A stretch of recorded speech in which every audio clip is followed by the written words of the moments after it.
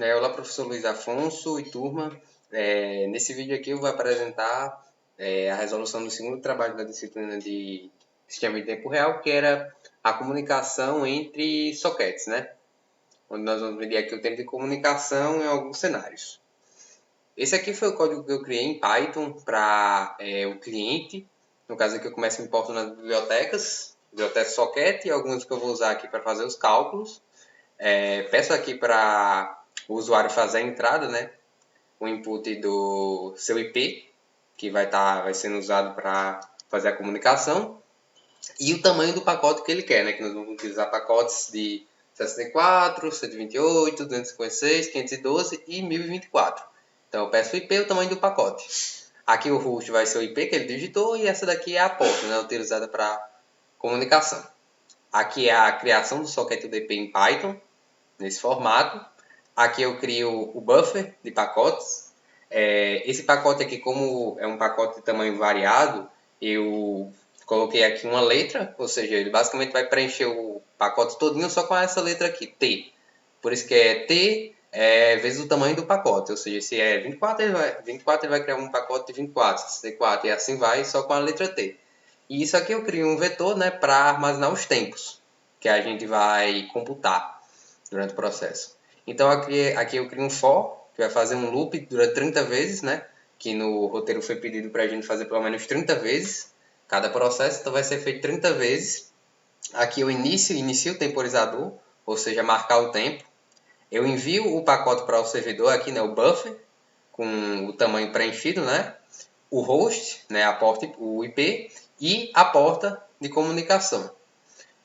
Aqui é o set timeout, que foi pedido pelo professor, que ele solicitou a gente colocasse para caso ou não ocorra comunicação, não ficar lá parado, né?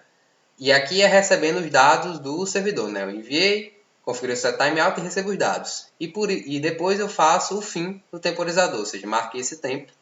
Aí o tempo decorrido vai ser o fim menos o início multiplicado por 1000, que é para ficar em milissegundos.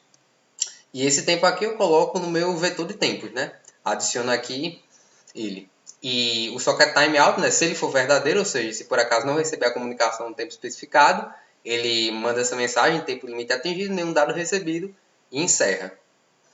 E aqui é onde eu faço os cálculos, né? Após todo o processo aqui do for de 30 vezes que ele vai realizar para cada processo, a média vai ser a soma do vetor de tempos, né? Vai somar cada tempo que está no vetor, dividido por 30, e vai me dar a média em milissegundos, como eu pedi. E para o cálculo do desvio padrão, né, eu faço primeiro a variância e tiro a raiz da variância para obter o meu desvio padrão também, que eu também coloco em milissegundos. Esse aqui é o código do cliente. E o código do servidor é bem simples também. Importa a função socket para o Python, né? Essa função aqui foi só para colocar essa teclinha aqui, para encerrar, que eu precisei na internet, como colocou uma tecla para encerrar o servidor. Aí basicamente aqui é a criação do socket de comunicação. Aqui a porta, utilizando Python, né? Aí aqui eu crio um loop para o servidor espera, recebe do cliente, né, a comunicação e envia uma resposta ao cliente. E como eu disse aqui nessa parte, é só você teclar a tecla ESC, apertar a tecla ESC, né, ele encerra a nossa comunicação. Pronto. Aí vindo para cá, a gente pode fazer só testar alguns testes, já deixei aqui preparado aqui.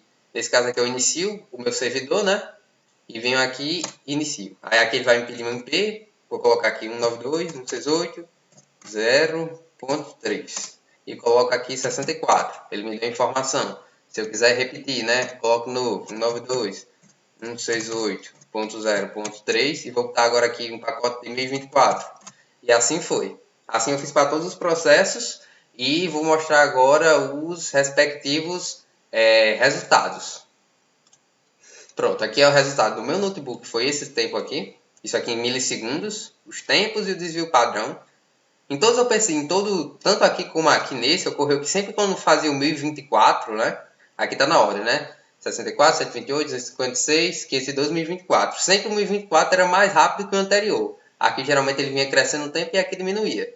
Esse aqui foi o meu notebook. Esse aqui foi o notebook 2. Percebo que dá para perceber que o tempo aumentou bastante, porque esse notebook 2 aqui ele é bem inferior em termos de processamento em relação ao meu. Então o tempo já foi bem maior aqui, não é? Aqui era 0,21 milissegundos, aqui já foi para 1,88 milissegundos.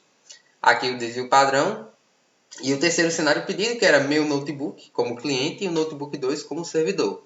Nesse primeiro caso aqui, houve não sei explicar exatamente o que foi, que a comunicação aqui foi bem grande em relação aos outros, né? Foi 65 milissegundos, e um desvio padrão bem grande, e depois nos outros, né, foi normalizando, 6, 7 milissegundos, 8 e 7, que também é um tempo grande, mas se considerar que foi de um computador para o outro, né, aqui no caso, o primeiro cenário só no computador, no meu notebook, só no notebook 2 e aqui no meu notebook e no server. E agora eu vou apresentar aqui os gráficos já obtidos.